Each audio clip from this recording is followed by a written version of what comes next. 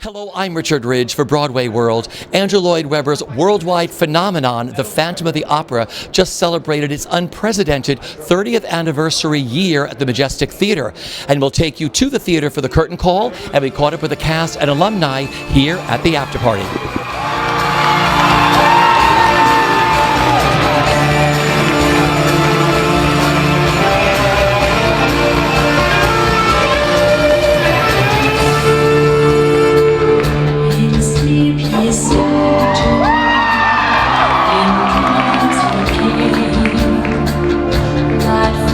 Which calls to me and speaks my name.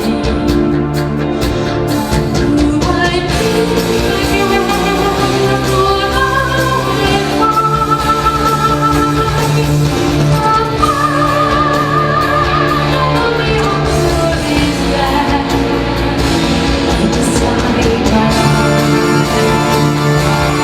It was such an incredible performance. I think we had an amazing time. It was an amazing crowd, and we're just so proud to be a part of all of this.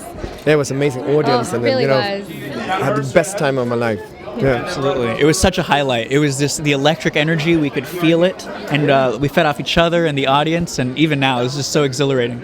It must have been like an opening night. You had Cameron Mackintosh, Andrew Lloyd Webber, Hal Prince, the entire, practically the original Broadway cast, and everybody else who's done Phantom in the house. Yes, I was joking that it was like an opening night, except we didn't have to worry about reviews. That's true. So it's even better. It was interesting because it was where we were sitting. It was me, Howard McGillen, Norm, and Sierra was behind us. And at intermission, we were all like, "Were you humming? Were you singing?" And I said, I hear these cues and I start to move because I'm like, that's my cue. But it was just spectacular. I mean, to see it after, I've done it almost for 3 years and I hadn't seen it since Norm did it. And it truly is remarkable. Just, it stands the test of time, and seeing Allie and all my buddies up there, just magical experience. I really had a moment of just remembering, I first saw the show from standing room for $15 because that was all I could afford, and I prayed that I would be given the opportunity even to audition. So to be here now after having played Christine for 10 years, it was really emotional and moving, and it proves that anybody's dreams can come true. What was tonight like for you, because you were there from day one? It was surreal. It was sort of like a generational change, as if like grandma giving down to another generation, but giving to a third generation. Because several of those performers were on stage that weren't even born when we did our first show. Can you imagine that? It was amazing. It was just amazing. They were wonderful. Tonight was a bit surreal. It felt like an opening night. The audience, it felt like an opening night crowd. Just the energy behind it and the energy behind us was great. But to have Hal Prince, Cameron Mackintosh, Andrew Lloyd Webber. And they come, and it's true, they come in and out quite a bit. So, that's something that people I don't think realize, is that it's not like they just come in for special times. They come in and out to keep the show in shape. So for them to be there all at once was different, but they come on their own, pretty often. What do you remember about your first performance on stage, The Phantom? Terror, absolute terror. Because you can never, when you're replacing a show, you never have enough time, really.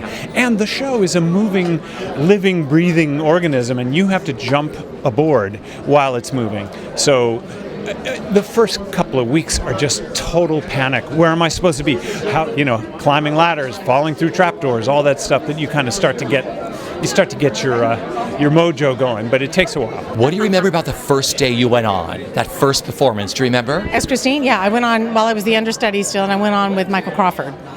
Yeah, he was about to leave the show, and I got to do one show with him, and I wore Sarah's dresses, and they were like this much too, short for me. But, I did it, and I did a good job, so they gave me a chance after that.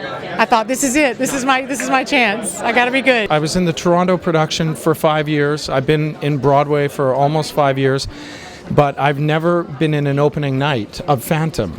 And it had the feeling of an opening night, which was super fun. You know, we could just kind of see out into the audience and see all the black ties and the gowns, and the feeling of the audience was so wonderfully attentive and supportive and vocal, and it was just an incredible feeling. I started with Phantom when I was 20. Hal Prince saw me and on a whim kind of cast me. I had no credits. I was not equity. And so he cast me at 20 to come here and move to New York and do Phantom, and so I've been on and off with the show since then. So about 4 years, and I mean, it's changed my life. It's changed my life. Hal has changed my life. The show has changed my life. But I grew up with it. You know, it opened here on Broadway a couple years before I was born, and so it's fantastic and such a joy to be a part of. An honor, really. Particularly in the final moments of the show, when all the creatives came on stage and had a lot of fun, to see the artistry that came into this. It's spectacular that it's lasted the way it has. But more than that, what Hal always does, which I really love, is he notes how many people have been employed by this show and how much it has enriched so many lives just by being the hit that it is. I think it's just so special. I mean, I know that when I was growing up, I was completely inspired by it. I was captivated by it, and you know, to get to talk to people who've had the same experience and who keep coming over and over again from all over the world, I think it's just a really magical thing. Absolutely. It's such an honor. I feel like people who may not even know about musical theater know about Phantom of the Opera. And for those of us who love this art form, we know how much this piece means to the musical theater canon and its history and its legacy. And to be here at 30 years, to be the people who are now carrying this legacy forward or telling the story in 2018, the rarity of that is not lost on us. We feel it.